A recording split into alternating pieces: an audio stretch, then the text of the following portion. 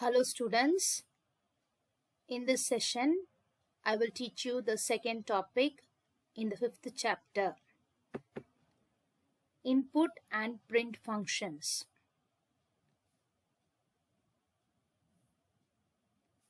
Problem solving involves three steps: input, processing and output.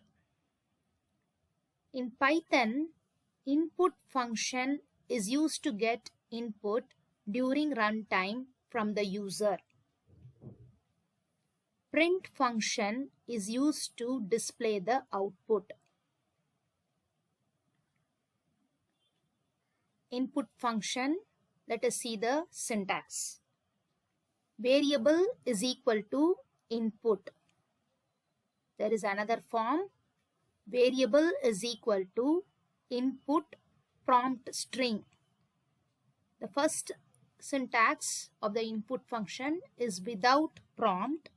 The second one is with prompt. Print function syntax: print string, print variable, print string comma variable. So this string and variable you can repeat any number of times. Print string comma variable comma string comma variable.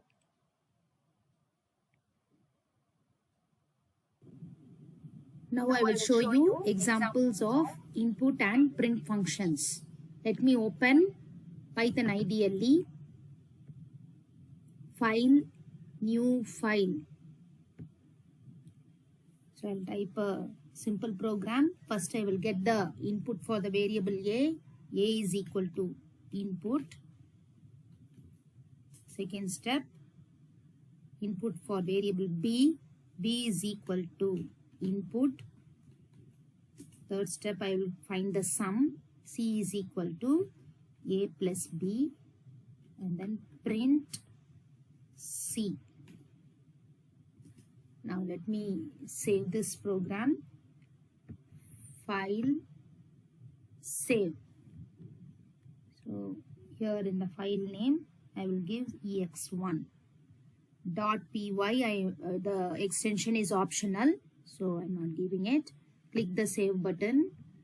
Next you run your program. Run module. So here you can see the cursor is waiting for input from the user. Now we have to give a value for the variable A, 10. Next I give 20, which is the value of B. Now look at the output. It has done C is equal to A plus B and print C, the value of C.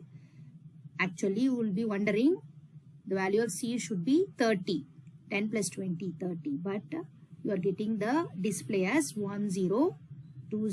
That means the value of C is 1020. Now I will show you why you are getting output like this. We'll go back to our program. I close this interactive mode. Now here next to the input of A, let me print the type of the variable A. Type of A. Similarly, let me print the type of the variable B. Okay, again save, Control plus S to run F5. Okay, here let me give 10. So look at the type of the variable A. The value 10 is stored in A. It is not stored as an integer or numeric. It is stored as a string, which means now the variable A has a string value. Same way when I give 20, the variable B is also the type of B is string. So here what is happening? The strings A and B, they are joined. A plus B. So 1020. They are joined. It is called as concatenation. So here string operation only has taken place. arithmetic addition did not take place. So how to achieve arithmetic addition?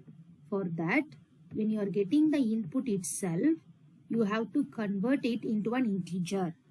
So here I will surround the input function with the int function.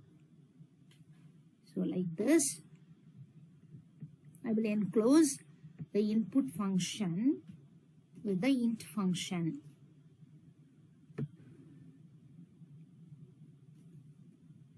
Now again we will check out the output of this program. So let me save the program, Control S and F5.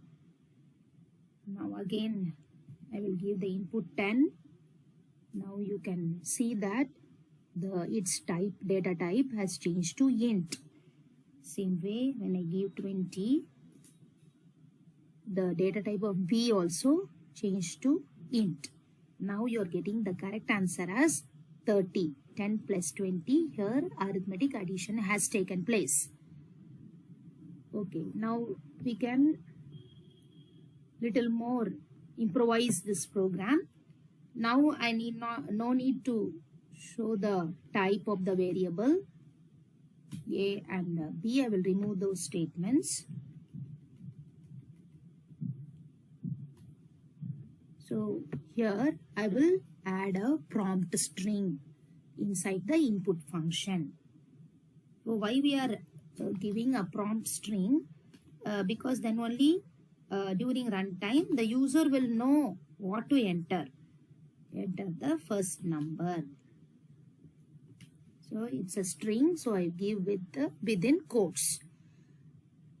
So here also for the input of B, I will give a prompt string, enter the second number. Even I can add a colon here also. So that is only extra things what we are giving. And also in the print function also, I will add a message like this. Sum is equal to within quotes, comma. So you should separate the string and the variable in the print function. So let us check out this. Control S and F5. Now you can see there is a message for you to know what to enter. So previously when we used the input function without the prompt string, it was very bland. Only the cursor was appearing. Now the cursor is appearing after the prompt string. So enter the first number. Let me give 23. Enter the second number 40. Now you can see sum is equal to 63. So you have to make your program more understandable, the output more understandable by giving such strings, prompt strings. Okay. Now even we can improvise the print statement with a more elaborate message like this. The sum of, so I give a string like this, comma, and then variable, again comma, again string, that is and, comma, B. So you should be very careful in separating each item by comma. And sum of variable, the sum of A and B is, comma, C. The sum of A and B is C. So note that the strings are within quotes, the variables should be without quotes. And each item must be separated by comma. So let us save this, Control S and run F5.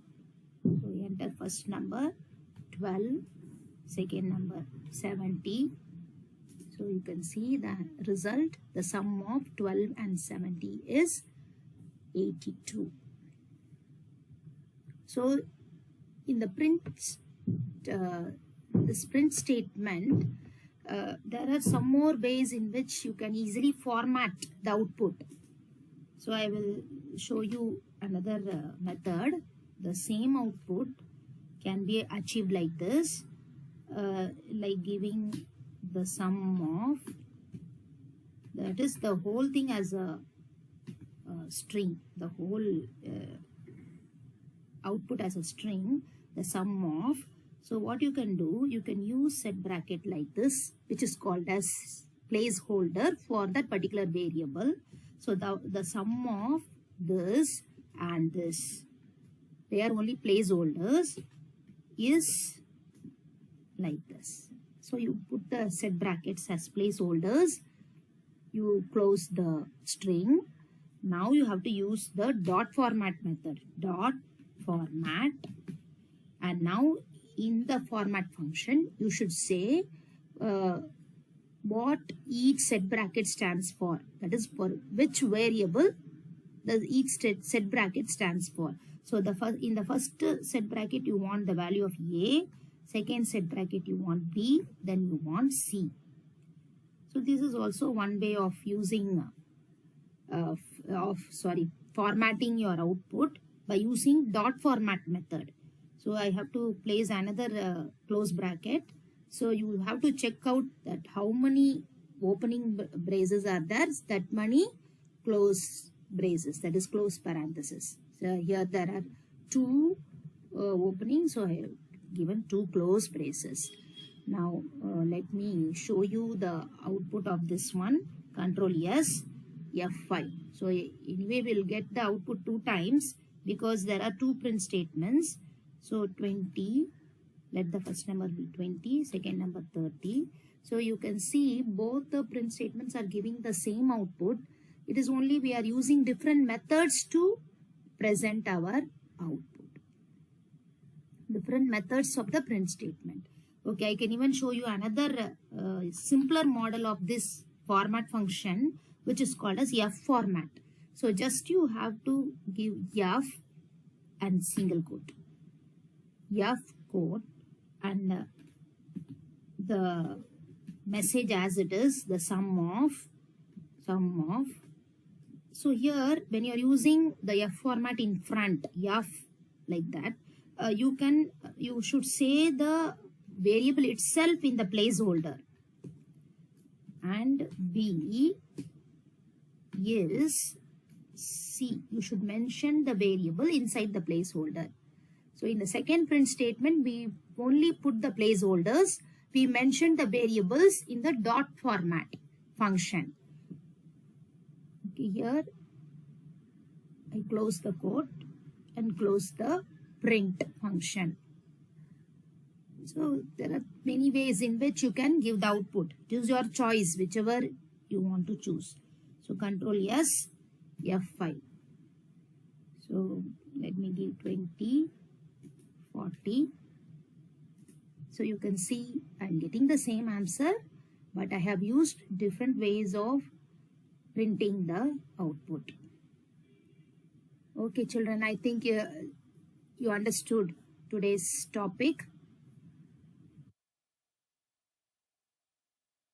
Thank you.